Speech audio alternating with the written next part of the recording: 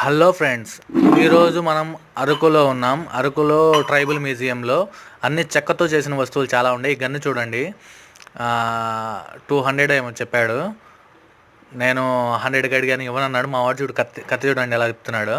ఇక్కడ మనం బ్యాగ్స్, క్లాత్తో చేసినవి, చెక్కతో చేసిన వస్తువులు ఎక్కువ ఉన్నాయండి. ఇక్కడ చూడండి, వాటర్ బాటిల్ చూడండి, ఆఖరి అది కూడా చెక్కతోనే చేసింది.